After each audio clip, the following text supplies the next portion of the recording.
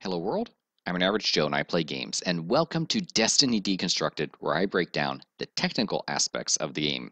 And today I'm going to be talking to you about a weapon that I've discovered that is maybe not as good as Fatebringer in all situations, but is definitely a strong contender, and I've added it to my rotation of weapons that I use regularly. So what I'm talking about is the Fulcrum hand cannon. This is the future war cult hand cannon. And what I did was I took this hand cannon, which as you can see has base stats that are very similar to Fatebringer, a little bit slower reload, but that's about it. And I re-rolled this to my heart's desire. And what I was really looking for is the Army of One perk, which if you missed my episode on Army of One perk, go back and watch it because the Army of One perk is an awesome, awesome perk, better than Firefly in my opinion. And so I want an army of one and a good set of tier 2 perks. The tier 1 perks for hand cannons are kind of hit or miss, so I didn't really care as much about the tier 1 perks, but I definitely was looking for tier 2 perks, and I got one. My particular role has faster reload, it has reinforced barrel for longer range, or it has explosive round, so I can kind of pick between those based on the particular encounter that I'm doing.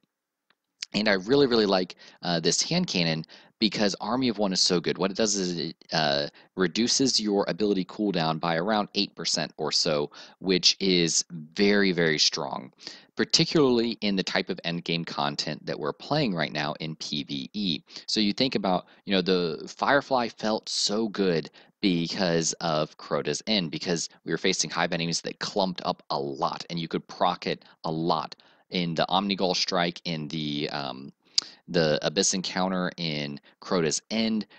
Lots and lots of swarming enemies. Firefly was amazing to get those little explosions that just chain react through a group of enemies. There's nothing funner in this game than doing that, I will admit. But at least my experience in Prison of Elders has been that you don't get that. Even in the Hive Encounter in Prison of Elders, there's only a few Thrall that kind of bunch up, and that's it. So you can easily take them down with some explosive rounds, and using your Army of One perk, what I found is having my melee and my grenade uptime at an all-time high being really, really important. So what I do is I combine this pistol with a full strength, full discipline build, and I'm able to use my grenades and melee constantly. As you can see from this particular clip, I'm using the Nothing Manacle, so I have 2 scatter grenades, and I have grenades and melee abilities almost all the time. Now, personally, I run this with a Sunsinger build because with Sunsinger, I'm saving my super to either activate Radiance to save my team in case if we all wipe, or I'm using my super to generate a ton of orbs, in which case if I'm generating a ton of orbs for my teammates, they're going to be generating a ton of orbs when they use their supers, which will recharge my super. Or I'm using my super to DPS a boss when they're getting down towards the end of their health, and I can DPS them and take them out using fusion grenades, using the Radiance, the reduced cooldown under Radiance. And in all 3 of those instances, I don't need a lot of intellect because I'm using my super for very specific things.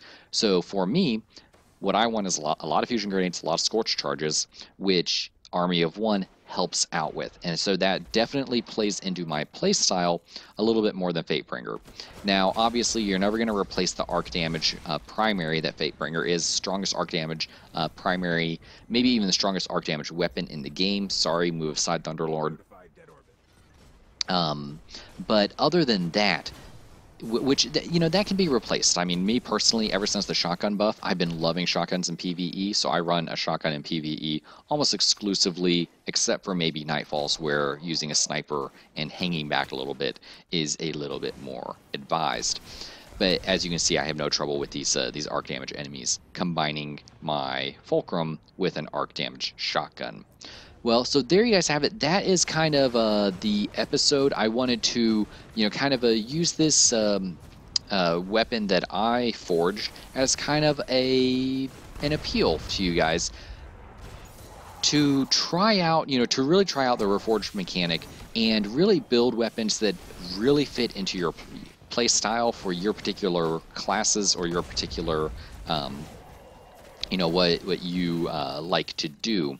And so, now that I have a weapon that I use with my Sunsinger, now I'm thinking about what is the best setup for my Voidwalker, which I use less often, but I'm trying to use them a little bit more.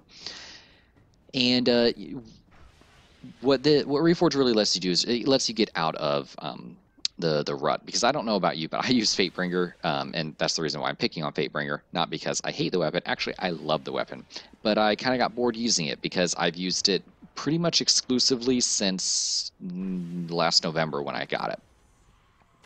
And so this has really changed it up for me, and so that's why I have enjoyed using the Reforge mechanic to create my own custom weapons, and hope you guys are enjoying it as well.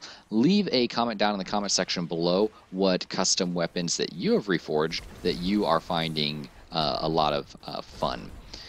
If that is even English. I don't even think that was an English sentence, but you guys will forgive me. It is late when I'm recording this. All right, like, favorite, subscribe, do all that good stuff, and we will see you guys in the next game.